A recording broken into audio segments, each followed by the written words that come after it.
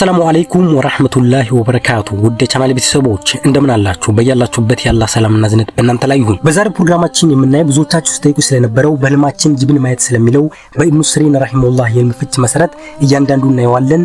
አብራችሁን ቆዩ።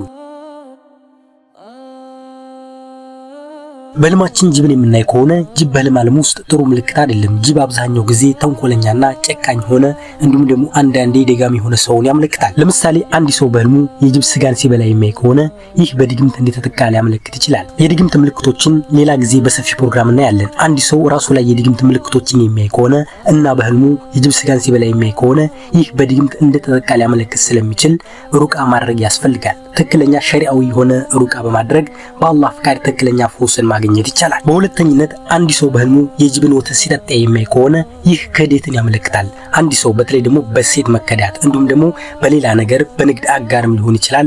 ልክ እንደ ህይወቱ የህልም ፍቹም ስለሚለያይ አብዛኛው ጊዜ የጅብ ወተትን በህልም መጠጣት ክህደትን ያመለክታል። አልፎ አልፎ ደግሞ በክህደት የሚመጣ የገንዘብ ኪሳራ ወይም ደግሞ የሌላ ነገር ኪሳራን ሊያመለክት ይችላል። እንዲሁም በተመሳሳይ አንድ ሰው በህልሙ ጅብ ሲነክሰው የሚያይ ከሆነ ይህም በጠላት መጎዳትን ሊያመለክት ይችላል። እንዲሁም ደግሞ አንድ ሰው በህልሙ ጅብን ሲጋልብ የሚያይ ከሆነ ይህ አስቸጋሪ የሆነችን ሴት በቁጥጥሩ ማድረግ እንዲሁም ደግሞ ጋብቻንም የሚያመለክትበት አግባብ አለ። እንዲሁም ደግሞ እንደ ህይወቱ ሁኔታ አንዳንዴ ጅብ መጋለብ ስልጣንን ወይም ደግሞ በነገሮች ላይ የበላይነት ማግኘትን ሊያመለክት ይችላል። እንዲሁም ደግሞ አንድ ሰው በህልሙ ጅብን ሲገል የሚያይ ከሆነ ይህ እጅግ በጣም መልካም የሆነ ምልክት ነው። አብዛኛው ጊዜ የጠላትን ሴራ ማክሸፍን ያመለክታል።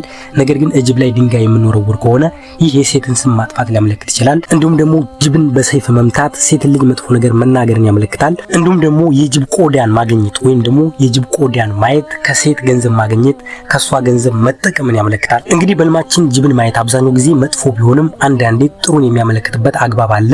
የህልም ፍች እንደ ሰውየው አላሚና እንደ ሰውየው የግል ሁኔታ ይለያያል። ለአንዱ የሆነው ፍች ለሌላው ላይሆን ይችላል። ምክንያቱም የህልም ፍቻችሁ እንደ ህይወታችሁ የተለያየ ስለሆነ። መልካም የሆነ ህልም ስታዩ አላህን አመስግኑ፣ መልካም ነገር ነው። መጥፎ የሆነ ህልም ስታዩ ግን በፍጹም መጨነቅ የለባችሁም። አንዳንዴ መጥፎ የሆነ ህልም አላህ የሚያሳየን ለጥንቃቄና ወደፊት ያለውን ነገር ትኩረት እንድናደርግበት ነው።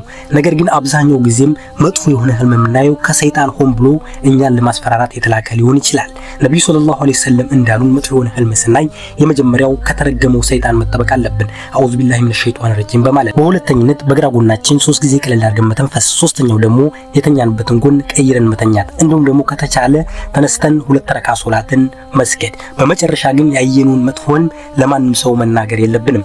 ነገር ግን መልካም የሆነ ህልም ለምንወደው ሰውና ለትክክለኛ ፈጭ ሰው መናገር እንችላለን። መጥፎ የሆነ ህልም ስናይ ደግሞ ልክ ነብዩ ሰለላሁ ዐለይሂ ወሰለም እንዳሉን በአላህ መጠበቅ ነው። ይህንን ካደረግን የህልሙ ክፋት እኛን አይጎዳንም። ለዛሬ ያስኩላችሁ ፕሮግራም ይህን ይመስል ነበር። በቀጣይ እስከምንገናኝ ድረስ ወሰላሙ አለይኩም ወራህመቱላሂ ወበረካቱ።